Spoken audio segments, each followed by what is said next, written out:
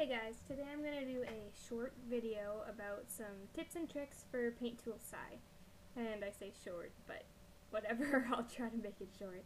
I'm just going to go through quickly some cool tricks that I use when I'm drawing in SAI in case you're new to SAI and you don't know them. I know I'm still learning things about this program all the time, so there are things that I can't explain to you, but the things that I can, I'm going to do right now. So I have put a line art of one of my characters here to demonstrate these techniques with. Alright, the first thing I'm going to be going over is how to change the color of your line art once you've already drawn it. Say it's black and you want it to be pink.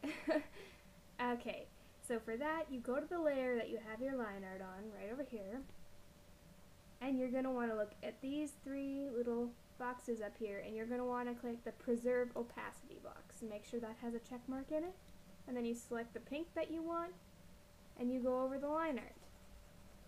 And voila, it turns pink. Just going to get that there. Now you have pink line art. So that's how you do that. Secondly, I'm going to click off the Preserve Opacity so I can demonstrate other things. Secondly, I'm going to go over how to transform the size of your line art. If you feel that you made it too big or it's in the wrong position of the page, make sure you go to the layer that your line art is on, and then you click this little box. Whoops. You'll see right above the tools, you have three boxes, this square, which is a selection tool, a lasso selection tool, and magic wand. Click the square and just drag it so that it covers the area of your line art. And then once you have that, you'll see it's not quite selected, just the whole area is. Then you want to click over here, underneath these tools, over here on this circle, click transform. Now you'll be able to move your line art around as you want it. There. Okay, and then once you've clicked enter and it's showing this, you go to selection and clear. So there you go. Okay, and for coloring purposes, there are many different ways you can go about coloring the line art, but for this purposes I'm just going to show you two ways where it isn't extremely difficult to get inside the lines. I know I had no idea how to use this tool in the beginning, but up here, right by the square, right by the lasso, click the magic wand tool.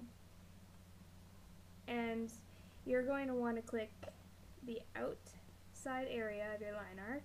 Make sure you've got all the outside areas. And then once you've got everything else selected, you go up to selection, up on this toolbar here, and you click invert. And then now it's got everything, your line art, selected. Okay, but when you go to color it, make sure you create a new layer over here, create a new layer, and drag it underneath the line art so that you're not coloring over top of your lines. Now I'm just going to pick a random color for demonstration purposes. I'll make it green, that's going to look really funny. Okay, and then so basically when you have it underneath and when you have this selected, you cannot go outside of these lines. It makes coloring a lot easier. Okay. That's hilarious. Anyway. And then I'm going to go back because I'm going to show you another coloring technique. So clear that selection, and again, make sure you have this layer underneath your line art. And pick the color that you want your drawing to be, the base color anyway. And then if you want this area, you can just color around it, and I'll show you how to, if you don't feel like coloring inside the lines like a boss. Go like that. And then select, okay, go to the line art layer again. Select the outside, just like you did when you were going to invert it, except don't invert it this time. Select all outside areas, and then go back to the coloring layer, select the eraser, and erase everything outside. And it doesn't erase your nicely colored in line art. Okay. Once you're finished doing that, clear the selection. And now I'm going to talk about some of the interesting things you can do with layers. I'm just going to go over it briefly because even my understanding of these isn't so great, but I'll just tell you what I do know. Okay, so for this, select your color, line art, and we're going to be trying out different layer types. I'm going to be going over overlay, luminosity, and multiply. And I'm also going to teach you what a clipping group is. So, let's go into the eye here, which is kind of whacked because of this, but whatever. Make a new layer, and select the color you want the eye to be, and just color it in. Okay. And now, if you want some glowy effects or something, and if you want it to only stay in this area, this is what a clipping group is, and it's really awesome. So basically, if you make a new layer and click over here where you clicked preserve opacity in the first section, click clipping group. So this layer now can only draw where you drew the green. And now I'm going to change the layer type. See how there's all these types here? I'm going to change it to overlay to show you what that effect has. I'm going to lighten the color a little bit. And then I'm going to go over it with an airbrush, smaller than that. See, it lightens it up, but for overlay I would suggest a color closer to white. Here, we'll try that out.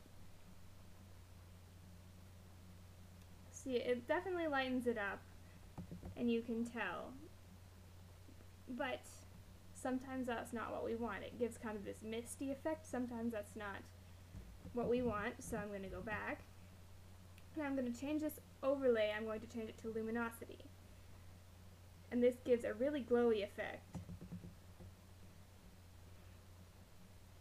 Okay, so that's basically the difference between overlay and luminosity. Overlay is a bit, I don't even know how to say that, but it's just less glowy. And so yeah, it's more misty, I guess. I'm going to go back, and I'm going to show you multiply. So my understanding of this is kind of bad, but basically if you go back to the base color you put, if the layer is on multiply, the color you put down is going to look darker, even though it's the same color. So that is how that works. It basically multiplies the color and you get a darker area, is what I'm assuming. And how this clipping group works, now that it's in a clipping group, I can draw all over here and it will not do anything. It will not do anything unless it touches the green that I laid down first in the layer that this one is clipped to. So that's how that works. I hope that's not confusing to you. Anyway, I know this was kind of like a quick tutorial and the drawing looks awful because of the epic color scheme I used, but I hope that you were able to gain something from this, as in technique-wise, and hopefully it helps you out. So thank you guys for watching, and see you next time!